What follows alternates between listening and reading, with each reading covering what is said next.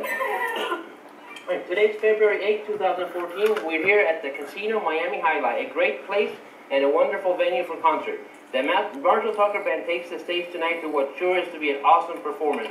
We have the pleasure to be joined now by Chris Hicks, a world-class guitar player, vocalist, and songwriter. Chris, welcome to Miami, and thank you for joining us today. Thank you, Ozzy. Good to be here, man. Thank you. We'll start with the questions. The Marshall Tucker Band started its Take the Highway tour in 2014 in Hawaii. How was the Hawaiian Island experience for you guys? It was great. We had 4 shows in 5 days, and we had 4 really good shows. I believe it was 4 sold-out shows, if I'm not mistaken. If not, it was really close. I know 3 of them were. The first one was kind of a club. Second one was a big theater. Third one was a big outdoor place. And the fourth one was a brand new performing arts center. So it was great. Did you guys get to like go around and tour and a little bit? We got to run around a little bit. You know, we were island hopping every day, so we were at the airport. But yeah, we managed to squeeze in a little sightseeing time. Yeah. Cool. You play in the Marshall Tucker Band. You have the Chris Hicks Band. You do solo acoustic shows and are also asked to make guest appearances by various artists. That sounds like so much. How do you effectively manage all that time and still kick in some personal time for you? Well, to be honest with you, personal time for me is still playing music. I have a studio in the house. I'm constantly writing and stuff. I don't know if I'm obsessive about it or not, but I do get away from it occasionally. But I manage it because I love to do it, really. And so it's just kind of naturally how I do things. You know, it's always something that's always music related. You know. So. Cool. When did you first start playing? I started playing when I was 8 years old with my grandfather. Wilbur, W. Leon Wilbur Guthrie, he passed away a few years ago, 14 days shy of being 100 years old. Wow. And he was a guitar player, primarily a mandolin player, and I started playing with him and his band. He played square dances, the old-time square dances and stuff. And the whole time I was a kid, we'd play with him. And I was probably 12 or 13 before I discovered rock and roll, really, and realized that you could play songs that I liked then. You know, not that I didn't like those songs, but I never realized it until then. Wow. And so, anyhow, I started playing early on. Yeah. What would you say was your funniest or most embarrassing moment on stage? Oh, boy. Gosh, I'll have to think about it. One of my most embarrassing moments is BB just walked through. That comes to mind is towards the end of the Southern Spirit Tour, which BB and I both were the Outlaws at the time. It was a 38 Special, the Outlaws, Marshall Tucker, Fabulous Thunderbirds, and Bedford Silvers. And we did a tour of the whole country one summer. And at the end, we have this big jam where everybody's playing with each other and stuff like that. I had a tambourine, okay, and Gary Gazzardo, who's the drummer with Tucker, was on the other side of the stage, and he's got a tambourine. BB's playing drums in between us. We're going to toss the tambourines to each other or something like that. You know, I throw it like a frisbee. This is right at the end of, I think, Can't You See or something. It's the end of the show. It hits BB right here in the nose. He starts immediately bleeding profusely, okay? And, you know, he's okay, and he's not mad at something, but it was pretty embarrassing. And I don't know if it was funny, but it was kind of, you know, one of those moments. Yeah. Yeah, you remember that. I'm sure you remember that well. It was like, oh, boy. Wow. Luckily, I don't mean this in a bad way. Luckily, it was BB. He's tough man, you can take it. That's right. Cool. All right. You've had the opportunity to get on stage and play with a lot of different artists. Is there anyone, past or present, that you would just love to get on stage and play with? Oh, yeah, there's lots of people.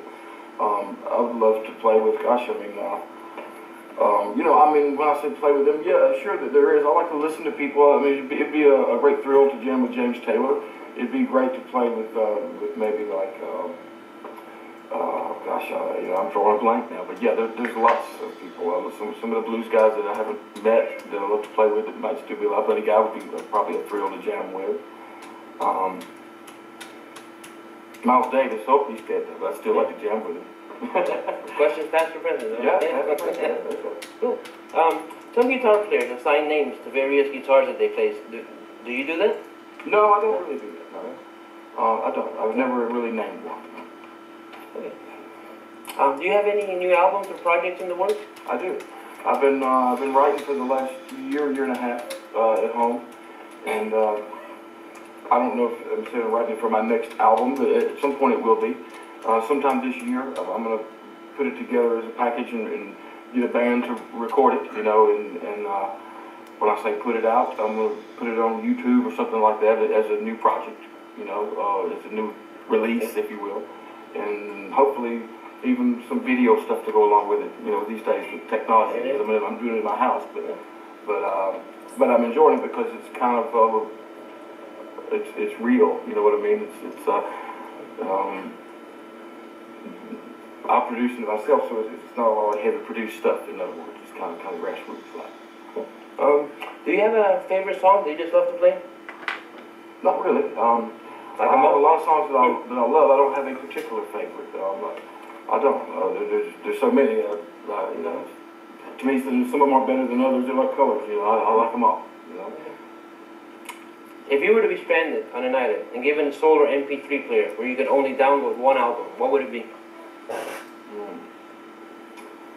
That would probably be.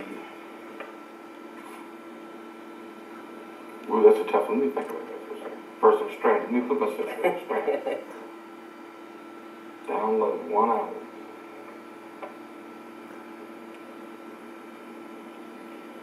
James Taylor live. Cool. Nice mellow. Oh, actually, yeah, there's some nice mellow stuff, but there's some hard rocking and funky stuff on that. Oh, really? Yes. Yeah, if you haven't listened to it, check it out. Live James Taylor is a lot more of a soul singer than stuff you've heard of his on the radio. And he has a killer band, and yeah, it's big. Parts of it are as rocking as any rock band you've heard. Part of it is as soulful as any Ray Charles you've heard. You know, so that's what I would say that album, because it covers the whole spectrum. You know, it has some nice acoustic stuff, but it's just musicianship. The guys in his band, I refer to that album a lot when I'm rehearsing with my guys. They play like an orchestra. So, you know, if there's a soft part that we need to work on, I'll listen, and not to steal the part, but to get the idea. This is how you do it. You know, playing with dynamics and things like that. Excellent. So I guess it'd be that one. Okay. Now to finish this off, we're going to do a couple things here. I'm going to give you like one or the other. So tell me which one you'd go for. Ron White or Larry the Cable Guy?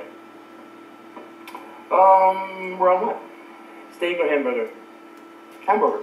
Beatles or Rolling Stones? Well, you know, that's a tough one. Rolling Stones. Vanilla or chocolate? What? Vanilla or chocolate? Chocolate. Last one. Dolly Parton or Carrie Underwood? Dolly Parton. Oh. Yeah. We're done. Cool. Thank you. Thank you very much. I appreciate it. It was fun. Sure, man. Wait, let me...